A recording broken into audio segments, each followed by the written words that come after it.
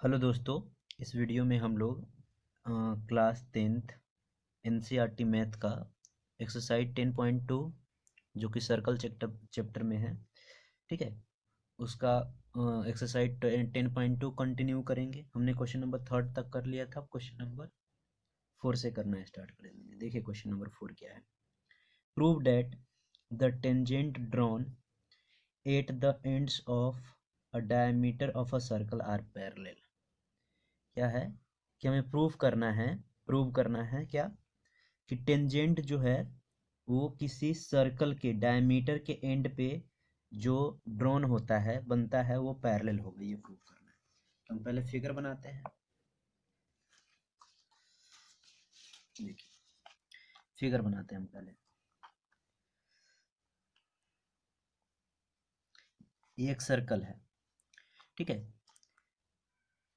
इसका डायमीटर है, मान लीजिए ये सेंटर है, ये डायमीटर है ए बी इसका डायमीटर है। तो क्वेश्चन में है डायमीटर के एंड से दो टेंजेंट ड्रॉन होता है, एक पी क्यू और दूसरा आर एस। दो टेंजेंट ड्रॉन होता है डायमीटर के एंडिंग पॉइंट से। तो हमें प्रूव करना है कि ये पी क्यू और आर एस क्या होगा, पैरेलल होगा। ये हमें प्रूव करना है। देखिए 4 है हमारा ये। इसमें लेट करते हैं। Let A B be a diameter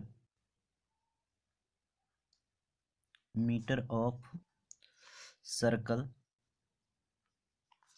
and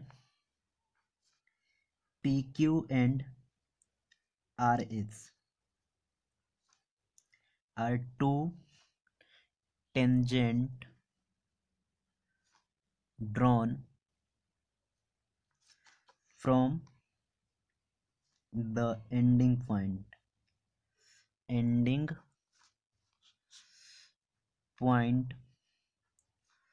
of diameter,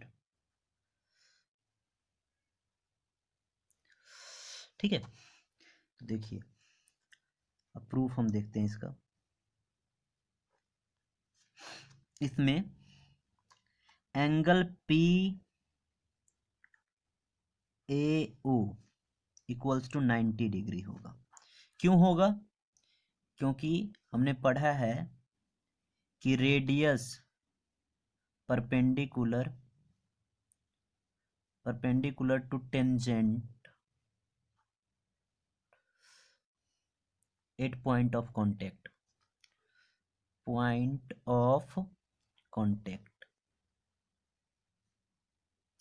radius क्या होता है? रेडियस जो होता है परपेंडिकुलर होता है टेंजेंट पे, पॉइंट ऑफ कांटेक्ट पे। तो देखिए ओ ए क्या है, रेडियस है, और पी क्यू क्या है, टेंजेंट है। तो इसलिए जो पी ए ओ क्या हो गया 90 डिग्री, तो आर रेडियस हो गया परपेंडिकुलर टेंजेंट के। तो पी ए ओ ये पी क्यू और ए ओ 90 डिग्री, ये परपेंडिकुलर है, तो ये एंगल पी ए ओ कितना हो जाएगा 90 डिग्री। अगेन एंगल, अब देखिए नीचे S B O, angle S B O equal 90 degree. ये भी क्यों? रेडियस परपेंडिकुलर है टेंजेंट के एट पॉइंट ऑफ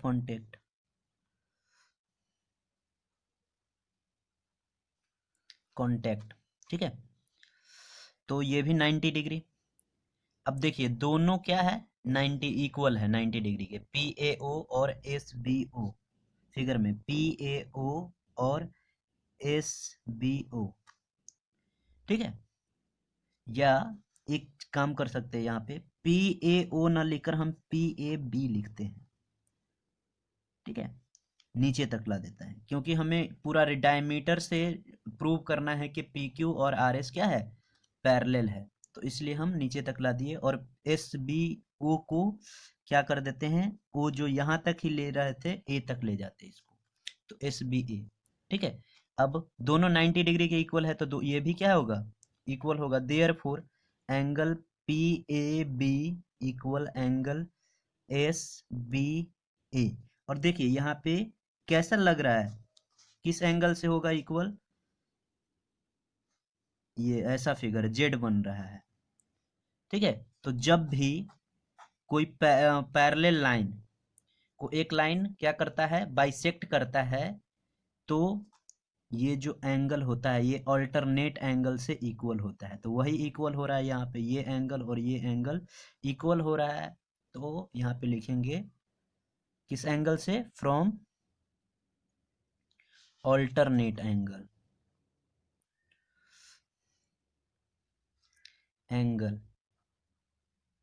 अब यहाँ पे हमने क्या देखा कि जब पैरेलल लाइन को एक लाइन इंटरसेक्ट करेगा तो ये जो एंगल किस से, अल्टरनेट एंगल से इक्वल होता है।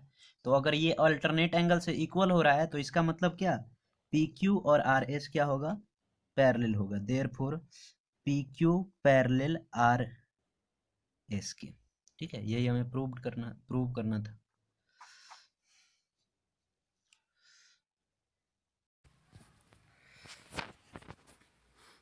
देखिए अब हमें क्वेश्चन नंबर 5 करना है। क्या है question number 5, prove that the perpendicular at a point of contact to the tangent to a circle passes through the centre. क्या प्रूव करना है कि सपोज कीजिए एक सर्कल है ये, ठीक है, तो यहाँ से ये टेंजेंट पास कर रहा है, तो यहाँ से जो इसके परपेंडिकुलर जो लाइन जाएगा वो सेंटर से पास करेगा, ये सेंटर से पास करेगा, ये परपेंडिकुलर लाइन, ये हमें प्रूव करना है। ओके, तो देखते कैसे हो। अब क्वेश्चन नंबर 5 है हमारा। क्या है क्वेश्चन नंबर 5, कि एक सर्कल है, ठीक है, और इसका एक टेंजेंट है, लेट कर लेते हैं एम एन, ठीक है, जो टच करता है सर्कल को ए पॉइंट पे, इसके इंटीरियर में एक सेंटर है ओ। तो हमें क्या प्रूव करना है कि जो ये टेंजेंट है इसके पॉइंट ऑफ कांटेक्ट से, मतलब ए से जो लाइन ये जाएगा परपेंडिकुलर, परपेंडिकुलर जो लाइन होगा वो सेंटर से पास करेगा। क्या क्वेश्चन है कि जो पॉइंट ऑफ कांटेक्ट से जो लाइन परपेंडिकुलर होगा टेंजेंट का वो सेंटर से पास करेगा, इसे हमें प्रूव करना है। ठीक है, तो हम क्या लेट करते हैं, let M N is tangent of circle which center is O। ठीक है, हमने लेट किया कि जिसका सेंटर O है, and in another point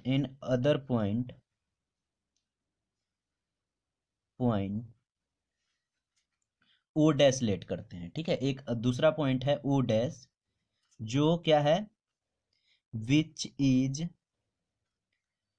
perpendicular to the tangent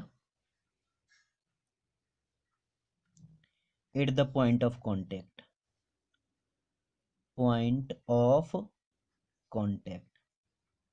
क्या हमने लेट किया कि एम एन टेंजेंट है सर्कल का जिसका सेंटर ओ है। ठीक है, एक दूसरा पॉइंट लिया, क्या, ओ डैश लिया, जो क्या है, परपेंडिकुलर है ये पॉइंट ऑफ कांटेक्ट पे, इस पे। ठीक है, अब हमें क्या प्रूव करना है कि जो ये परपेंडिकुलर लाइन है वो कहाँ से पास करेगा, सेंटर से पास करेगा। तो सेंटर से अगर पास करेगा तो देखिए सेंटर हमने ये लिया है और परपेंडिकुलर लाइन है ओ डैश, तो हम क्या क्या प्रूव करना होगा कि ओ डैश और ओ दोनों एक ही पॉइंट है। क्या है, एक ही पॉइंट है। तो देखिए प्रूफ में,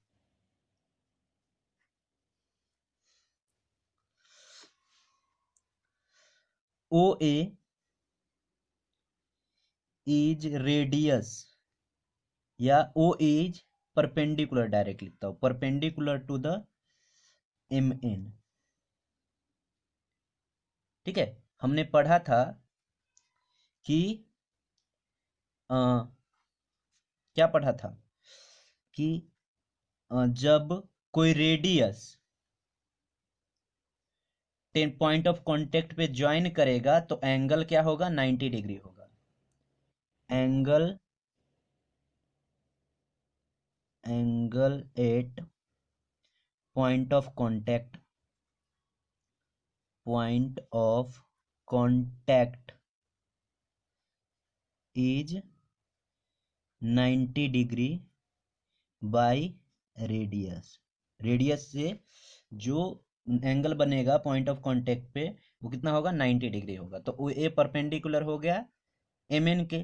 ठीक है, ये हमने थ्योरम में पढ़ा था। तो अब ये जो परपेंडिकुलर हो गया इसका मतलब क्या हुआ कि angle O A N equals to 90 degree and now, और हमें गिवन क्या है कि जो ये ओ डैश है, ये ओ डैश से जो लाइन ज्वाइन करता है पॉइंट ऑफ कांटेक्ट का वो भी 90 डिग्री है। तो angle O dash A N equals to 90 degree, ये भी 90 डिग्री है।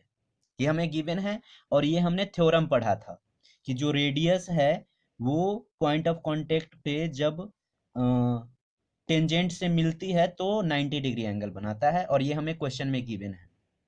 ठीक है, तो अब देखिए दोनों अगर 90 डिग्री है तो ए और ए सेम है, एन और एन सेम है, तो ओ और ओ डैश भी तो सेम होना चाहिए। तो यहाँ पे हम क्या लिख सकते हैं, विच, या ऐसे पहले from equation 1 and 2, from equation 1 and 2 implies that point O and O dash is one point। अब वो अगर ये दोनों 1 पॉइंट है तो इसका मतलब क्या है कि जो इसका मतलब है देयरफॉर या हेम्स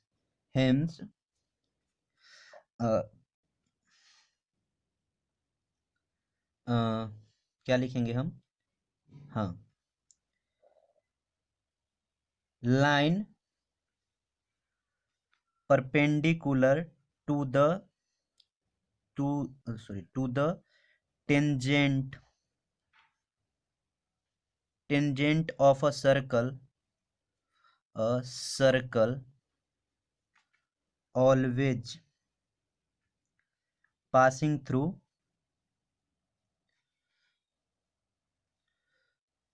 the center। ओके, ये हमारा प्रूव हो गया।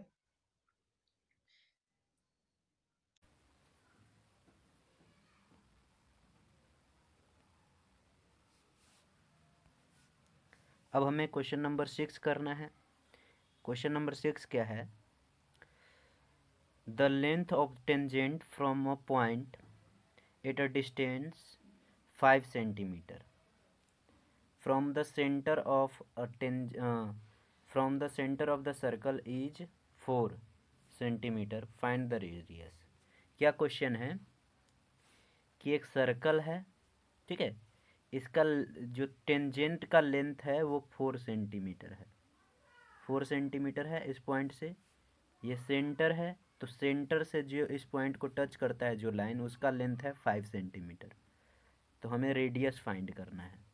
ठीक है, तो यहाँ पे हमें पता है कि जो टेंजेंट है वो और रेडियस, टेंजेंट और रेडियस कितना एंगल बनाता है एक दूसरे पे, 90 डिग्री।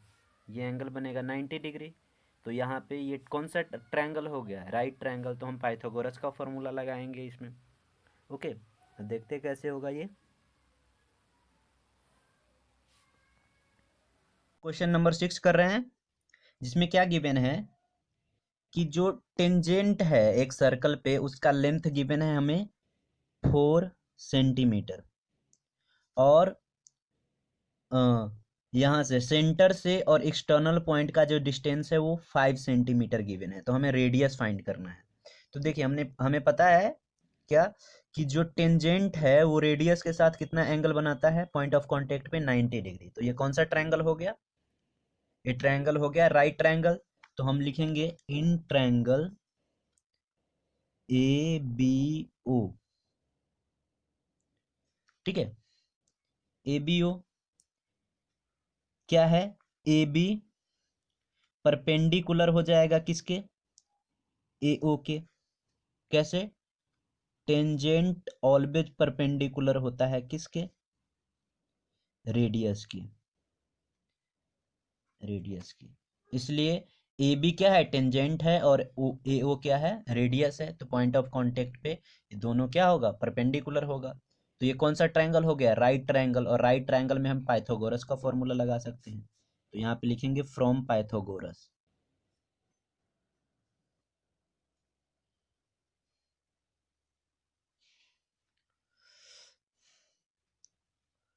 थ्योरम।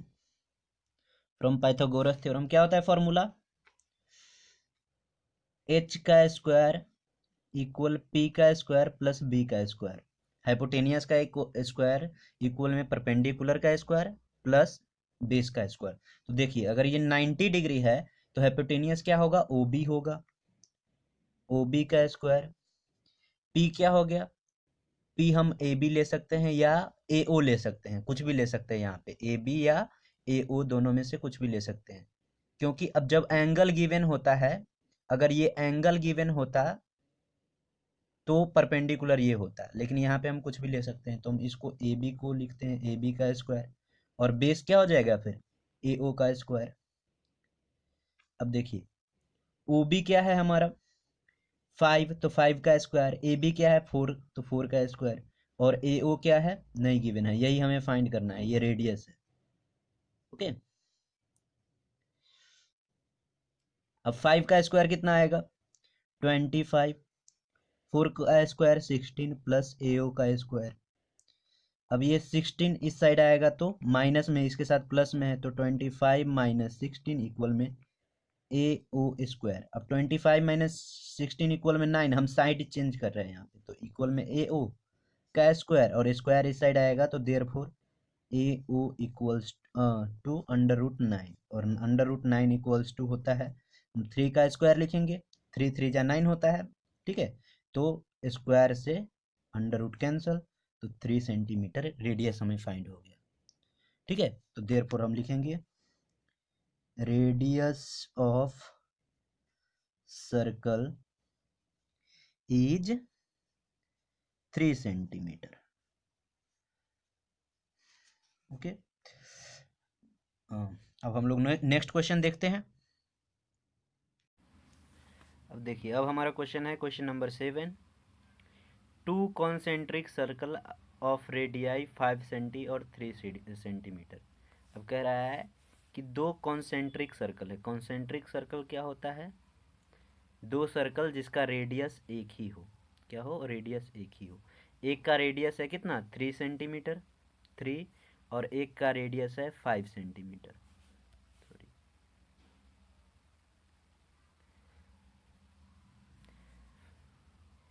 ये 5 सेंटीमीटर है, लार्जर का 3 ये 5 सेंटीमीटर और स्मॉलर का 3 सेंटीमीटर। आगे क्या है क्वेश्चन,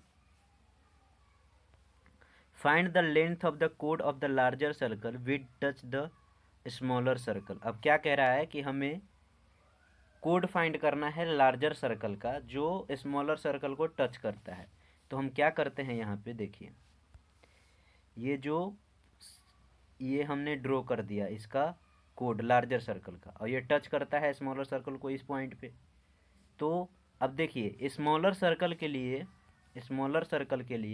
ये जो लाइन है लार्जर सर्कल का कोड जो है वो टेंजेंट का काम करेगा, और रेडियस है स्मॉलर सर्कल का और टेंजेंट है इसका, तो एंगल कितना बनेगा यहाँ पे 90 डिग्री एंगल बनेगा, ठीक है। और ये 90 डिग्री, तो लार्जर सर्कल का रेडियस क्या हो जाएगा, हाइपोटेनियस हो जाएगा, ये बेस हो जाएगा, ठीक है। तो ये ट्रायंगल क्या हो जाएगा, राइट ट्रायंगल हो जाएगा। यहाँ पाइथागोरस का थ्योरम हम यूज करेंगे, ये साइड फाइंड हो जाएगा। ठीक है, आगे देखते हैं कैसे होगा ये। ओके, चुके हैं। क्या है क्वेश्चन, दो कॉन्सेंट्रिक सर्कल है। कॉन्सेंट्रिक सर्कल क्या होता है, जिसका दोनों सर्कल का सेंटर एक ही हो। एक ये है और दूसरा सर्कल ये है, दोनों का सेंटर एक ही है। तो इसमें क्या गिवन है हमें, एक का रेडियस है 5 सेंटीमीटर, 5 सेंटीमीटर। एक का रेडियस है कितना, 3 सेंटीमीटर, 3 सेंटीमीटर। तो हमें क्या फाइंड करना है, हमें फाइंड करना है code of the larger circle which is touches the smaller circle. हमें देखिए क्या फाइंड करना है,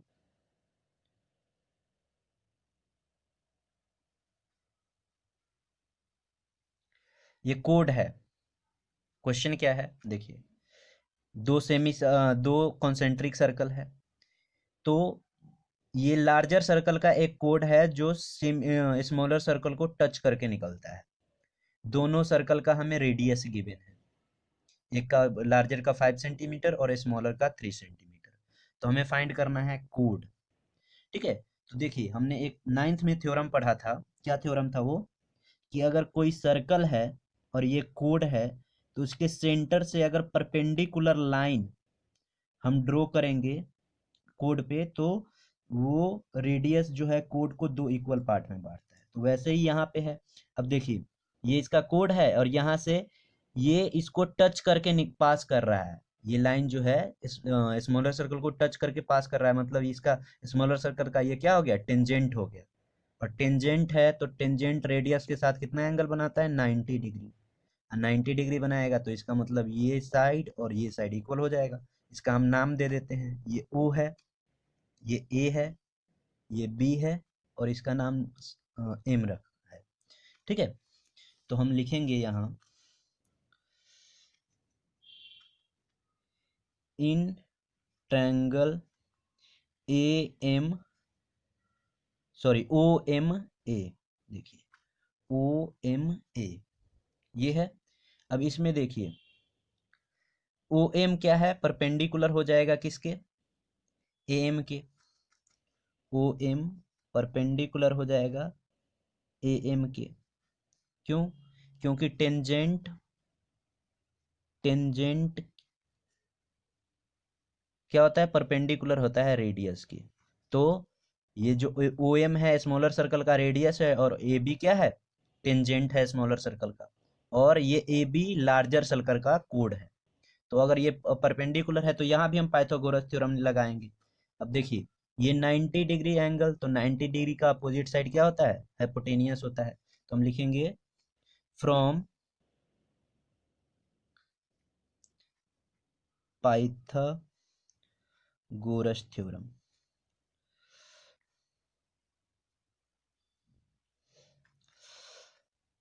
एच का स्क्वायर इक्वल में पी का स्क्वायर प्लस बी का स्क्वायर। अब एच हमें कितना गिवन है, अब देखिए ये परपेंडिकुलर, ये अगर 90 डिग्री है तो ओ ए हो जाएगा हमारा क्या, hypotenuse. A O perpendicular A M है, ए एम का स्क्वायर, और बेस जो हो जाएगा ओ एम हो जाएगा, ओ एम का स्क्वायर। अब ए ओ हमें गिवन है कितना, ए ओ जो है वो लार्जर सर्कल का रेडियस है। तो हम ए ओ की जगह पे उसका वैल्यू 5 पुट कर सकते हैं, 5 का स्क्वायर हो जाएगा। यहाँ पे ए एम हमें नहीं गिवन है, ए एम का स्क्वायर, ओ एम हमें गिवन है, ओ एम है स्मॉलर सर्कल का रेडियस 3 सेंटीमीटर, 3 का स्क्वायर हो जाएगा। 5 का स्क्वायर हो गया 25, ए एम स्क्वायर, और 3 का स्क्वायर हो गया 9। ठीक है, अब ये 9 प्लस में इस साइड आएगा तो माइनस में 25 माइनस 9 इक्वल में ए एम का स्क्वायर।